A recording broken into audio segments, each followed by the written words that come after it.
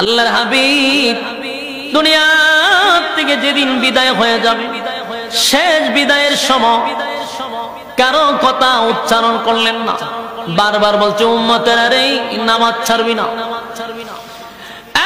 যেদিন নবী দুনিয়া থেকে বিদায় হয়ে যাবে, শরীরটা অসুস্থ ছিল, দাঁড়াইতে পারে না, উঠতে পারে না, বুকে ব্যথা, পিঠে ব্যথা, নবীজি অসুস্থ, মাঝে মধ্যে হুশ হয়, মাঝে মধ্যে বেহুশ হয়ে পড়ে থাকে।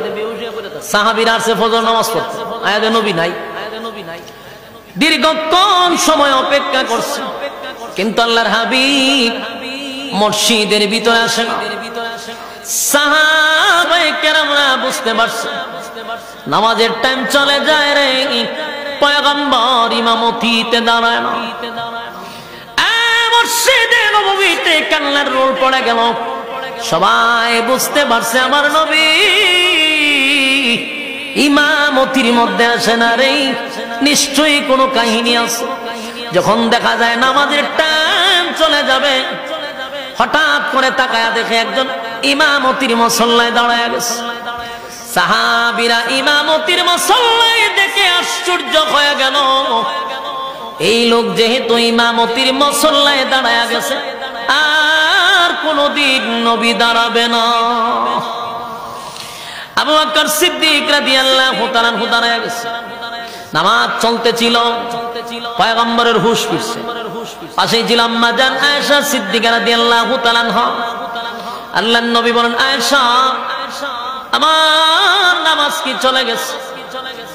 আম্মা জান আয়েশার চোখ দিয়ে পানি পড়ে। আল্লাহর হাবিব বলেন, আয়েশা গো, ফজরের নামাজ কি হয়ে গেছে? এমনি আম্মা জান আয়েশা বলেন, নবী গো, আপনার অপেক্ষায় সাহাবায়ে কেরামরা মসজিদে নববীতে কান্নার রোল ফালায়া দিছে। অপেক্ষা করতে করতে আমার আব্বার ইমামতিতে মসজিদে নববী নামাজ শুরু হয়ে গেছে। আল্লাহর নবী বলে, আয়েশা রে, আমি উঠতে পারি না, আমার বুকে ব্যথা, আমার শরীরটা বড় দুর্বল, আমারে কি একটু দেখাইবা? আমার সাহাবীরা নামাজ পড়ে। আম্মা জান আয়েশা নবীর হুজরা শরীফের সাথেই হলো মসজিদে নববী। আল্লাহর হাবিবকে দুই হাতে ধরে জানালার পাশে দাঁড় করায়া দিল। নবীজি এক দৃষ্টিতে তাকাইয়া দেখে আবু বকরের ইমামতিতে নামাজ শুরু হয়ে গেছে। পয়গম্বর নামাজের দৃশ্য দেখে চোখের পানি ছেড়ে নবীর দুই চোখ দিয়া মুক্তার দানার মতো চোখের পানি পড়তেছে। আল্লাহর নবীর চোখ বেয়ে পানি পড়ে। আম্মা জান বলে, নবী গো, আমার আব্বা নামাজ পড়ায় গো নবী, আপনি কেন দেখে কান্দেন? আল্লাহর নবী কেন কান্দেন? আল্লাহর নবী বলেন, আয়েশা, সব কান্না কিন্তু দুঃখের কান্না নয়, সব কান্না দুঃখের কান্না নয়। আজকের এই কান্নাটা হলো আমি নবীর সুখের কান্না। আমার চোখের সামনে আমার সাহাবীরা বিশাল একটা জামাতের আয়োজন করছে। আয়েশা রে, এই নামাজ কায়েম করতে গিয়া কত মায়ের আমি নবী খাইলাম। তায়েফের ময়দানে আমার রক্তাক্ত করছে নামাজের কারণে। আমার সাহাবীরা নামাজ পড়তে গিয়া আমার সাহাবীরা শাহাদাত বরণ করছে। আমি নবী নামাজে দাঁড়াইলে আমার গলার মধ্যে তারা রশি লাগাইয়া টান মারছে। আজকে এই নামাজের দৃশ্য দেখে আমি আনন্দে চোখের পানি ছেড়ে দিছি। নবী বারবার বলছেন, উম্মতেরা রে, সাবধান, নামাজ ছাড়বি না। তাই জাহান্নামীরাও সেদিন বলবে, ক্বালু লাম নাকু মিনাল মুসাল্লিন, দুনিয়ার জমিনে এক নাম্বার হলো নামাজি ছিলাম না, তাই তো আজকে জাহান্নামে আসছি। দুই নাম্বার কারণ উল্লেখ করবে, ওয়ালাম নাকু নুতঈমুল মিসকিন।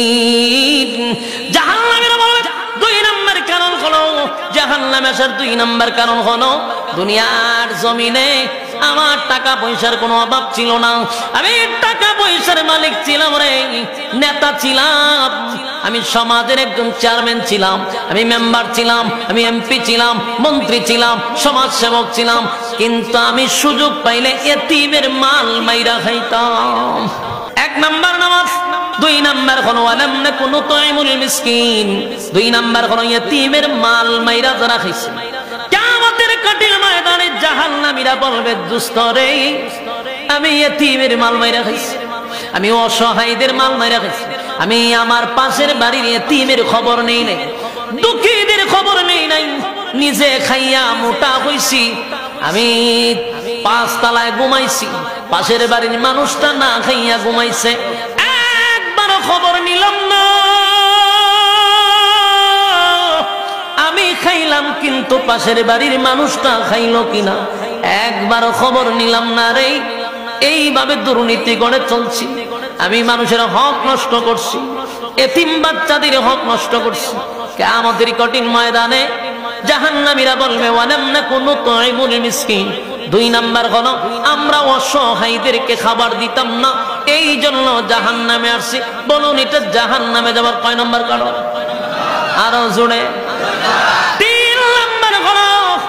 3 নাম্বার হলো ওয়াকুন্না নাখুদু মা'আল খাইদিন। 3 নাম্বার এই রোগে আক্রান্ত আছে, অনেক আছে।